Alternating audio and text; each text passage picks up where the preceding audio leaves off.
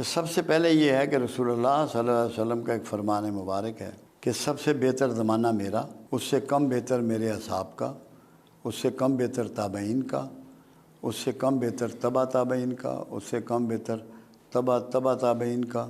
یہ 5 دور ہیں۔ اس کے بعد چھٹا دور جب شروع ہوگا، یہ دور فتن ہوگا جو قیامت تک بڑھتا ہی چلا جائے گا۔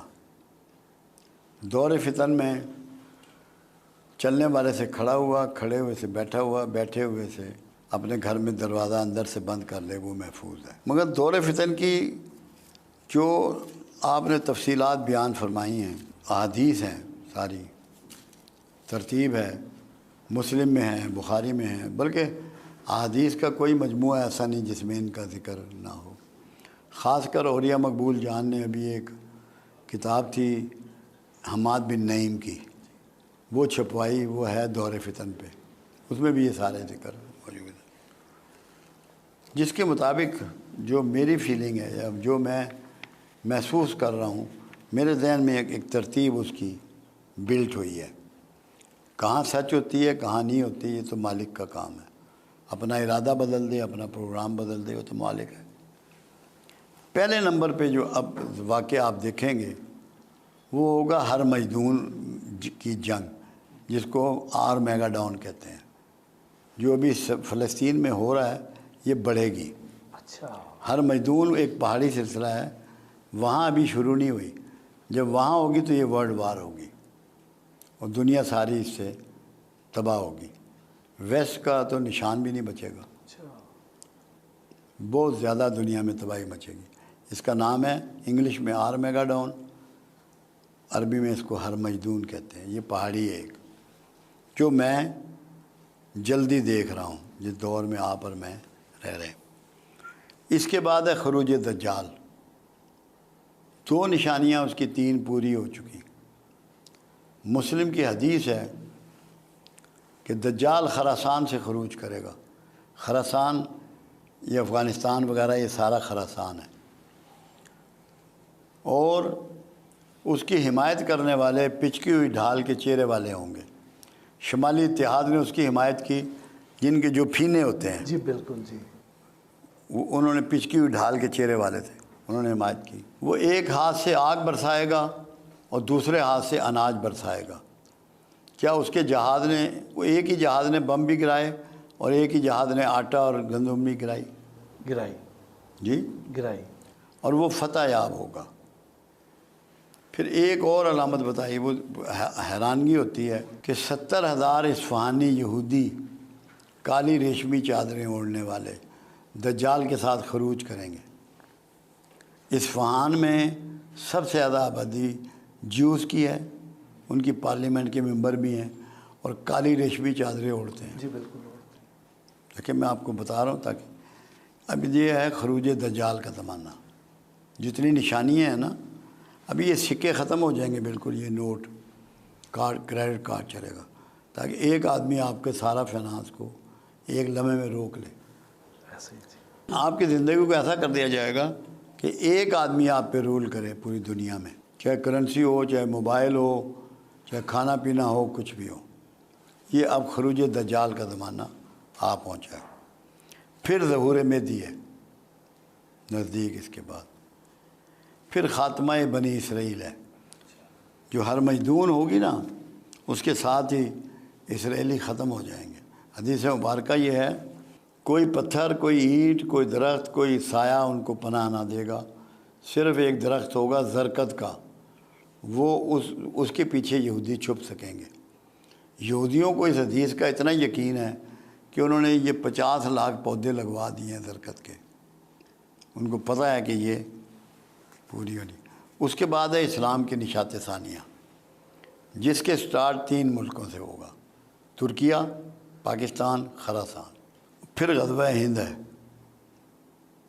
کہ ہندوستان پہ یلغار ہوگی اور وہاں اسلام پھیلے گا، ہندو یا اسلام قبول کریں گے یا مارے جائیں گے۔ پھر نزول عیسیٰ ہے۔ نزول عیسیٰ جب ہوگا تو جو فوجیں غزوہ ہند لڑیں گی وہ جا کے شام میں عیسیٰ کی فوجوں سے جا ملیں گے۔ یہ تو جو ترتیب میں دیکھ رہا ہوں، محسوس کر رہا ہوں، پڑھتا ہوں، وہ ہے۔ پاکستانیوں میں بڑی چینج آئے گی، غربت یہاں کبھی نہیں ہوگی۔ ابھی بھی اگر کوئی یہ کہے کہ پاکستان غریب ہے یا لوگ غریب ہیں، اس سے بڑا جھوٹ کوئی نہیں، کیونکہ میں 1964 سے فگر نکالتا ہوں، جو کچھ ایک عام شہری کے پاس، ایک پاکستانی کے پاس سامان و دیگر سہولتیں 64 میں تھی، اس سے 4 گنا سے 6 گنا ہیں اس کے پاس۔ جی بالکل ہے۔ صرف ہم ناشکرے ہو گئے ہیں، ہر وقت اللہ کے موسم کا، اللہ کے پھلوں کا، سبزیوں کا، گوشت کا، دودھ کا، انڈے کا، حکمرانوں کا شکوہ کرتے ہیں، یہ نہیں سوچتے۔ اب جیسے حکمران ہی ہیں، ہم یہ سمجھ رہے ہیں کہ یہ خود آ گئے یا ان کو فلاں ووٹوں نے بنا دیا۔ قرآن تو یہ نہیں کہتا، قرآن تو کہتا ہے جس کو چاہوں معزول کروں، جس کو چاہوں حکمرانی دوں۔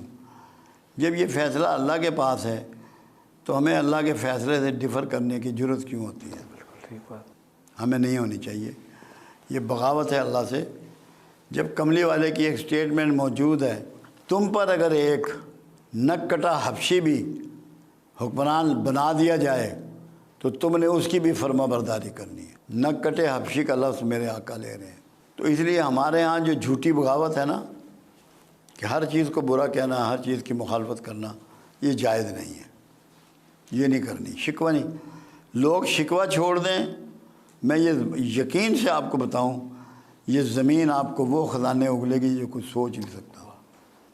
سونا، چاندی، تانبا، پیتل، پلیٹینم، گیس، پیٹرول، زمرد، یاقوت، سب اگلے گی۔ اللہ پہ شکوہ چھوڑ دیں، شکوے نے ہمیں ذلیل کر رکھا ہے۔ یہ جو کفار ہیں یا یہودی ہیں، غیر مسلم ہیں، تو وہ تو ان احادیث کو پوری طرح مانتے ہیں اور اس کے مطابق اپنی تیاری بھی کر رہے ہیں۔ بالکل مانتے ہیں وہ 100%۔ لیکن ہم بطور مسلمان اس پہ یقین ہی نہیں رکھتے ہیں۔ اور یار یہ نہیں بات، یقین سب کا ہے۔ جو مختلف مکاتب فکر پیدا ہو گئے ہیں نا، اور مسالک پیدا ہو گئے ہیں، انہوں نے ڈاؤٹ فل بنا دیا ان باتوں۔ اگر سب کی بات ایک ہی نکلے تو کیسے نہیں مانے گی؟ پوری امت مانے گی۔ پھر تمہاری ڈائریکشن سیدھی ہو جائے گی۔ اس لیے میں لوگوں کو کہتا ہوں کہ 2 چیزوں تک اپنے آپ کو محدود کر لو علم میں، قرآن تک اور صاحب قرآن تک۔ واہ واہ۔ میرے 4000 سے اوپر لیکچر ہیں دنیا بھر میں۔ میں آکسفورڈ میں بھی خطاب کر کے آیا ہوں، اسٹاف کالج کوئٹہ بھی خطاب کر کے آیا ہوں، ISPR میں بھی کیا ہے، ہائی کورٹ میں بھی کیا، چھوٹی کورٹوں میں بھی کیا، فوج کے بے شمار اداروں میں کیا۔ تعلیمات کا کوئی یونیورسٹی ایسی نہیں جہاں ایڈریس نہ کیا ہو، مگر میں قرآن اور صاحب قرآن سے باہر نہیں نکلا، اس کے اندر بات کرتا ہوں۔ تو یہ جو اتنے فرقے بنا دیے گئے ہیں، یہ ٹھیک ہو اسی جائیں کے گے۔ پیش نظر بنائے گئے ہیں کہ ان کے ایک چیز ایسا میں نہیں ہوتا۔ متفق نہ ہو جائیں۔ اس میں پرابلم ایک ہوتا ہے، نہیں فرقے کسی نے نہیں بنائے، ہم نے بنائے۔ آپ کی اور میری ڈسکشن ہوئی، ہم دونوں علماء ہیں، ایک دوسرے کو دلیل دینے کے باوجود ہم نے ایگری نہیں کیا۔ وہ آگے اپنے اسٹوڈنٹ کو بات بتا دی، وہ ایک فرقہ پیدا ہو گیا، وہ ایک سوچ پیدا ہو گئی۔ اگر ہم یہ سوچ لیتے کہ میری وجہ سے امت میں تفرقہ پھیلے گا اور میں اپنی بات نیچے کر لوں، میں لسے پیودہ پتر بن جاؤں، تو یہ نہ ہوتا۔